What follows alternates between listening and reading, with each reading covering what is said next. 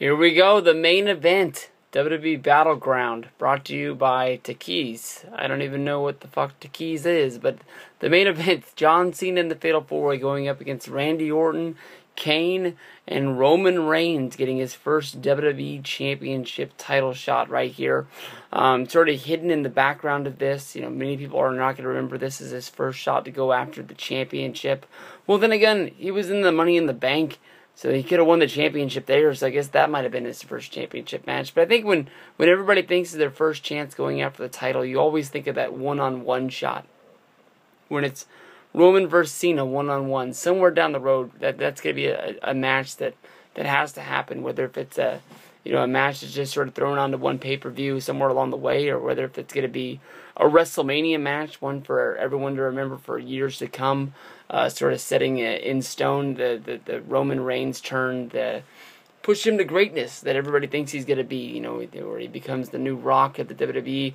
He certainly doesn't have the same sort of style as John Cena. They're not going to turn him into some sort of a comedy sort of, let's have stand-up hour on Monday Night Raw. Roman Reigns is just that guy. He's just like, I'm going to kick some ass, I'm going to win this match, and I'll become champion somewhere down the line. That's just what Roman Reigns has done all this time. John Cena is in this predicament mostly because at Money in the Bank he won the championship, and on Monday Night Raw he came out and Triple H said, hey, I need you to fall in line, I need you to be there with the authority. And he said he wasn't going to do it. He wasn't going to be that sort of a company man. John Cena has always sort of rode solo. So Triple H stacked the deck against him, making it where Randy Orton and Kane were going to be in there. And if it was sort of like a triple threat match, that would make a lot of sense. Kane would be in there to help Randy out. But then he put Roman Reigns in there. I was sort of thinking that somewhere along the way, the push there, Triple H was sort of going to reveal something about Roman Reigns to make you believe that Roman was on the take with the authority this whole time, and sort of like Triple H had Roman Reigns under the power of his thumb. It could make him do anything he wanted to along the way, but it never really came up.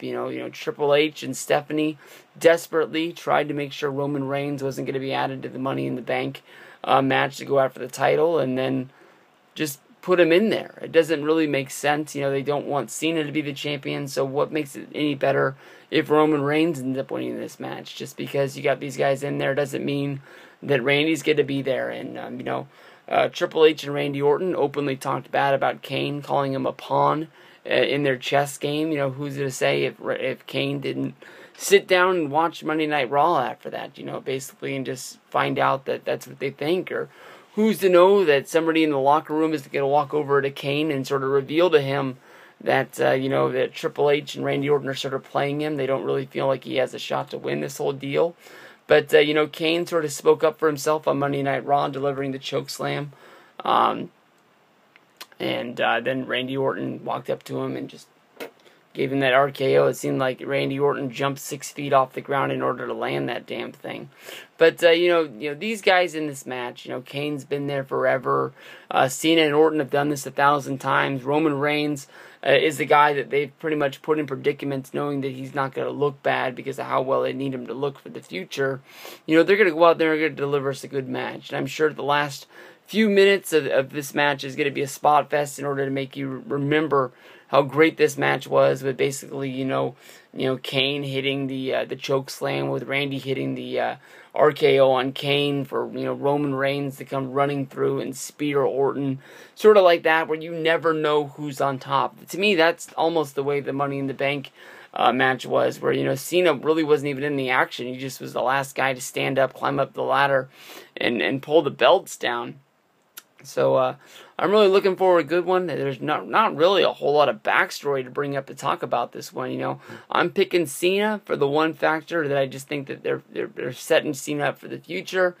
Where they go from there, everybody knows that the Brock Lesnar vs. John Cena video leaked today. You can see the promo package that they're going to be running on TV to help sell tickets for SummerSlam, as well as try and sell some pay-per-views if people aren't booked up on the network. But for $9.99, I mean, damn, this match enough just to know who the damn champion's going to be. it is worth it to me. I don't know if this show would be worth $45, but looking over every match that's on this show, with the title match, you got Rollins versus Ambrose for the first time one-on-one, Jericho versus Bray, Rusev versus Swagger. You got the Intercontinental Championship Battle Royal.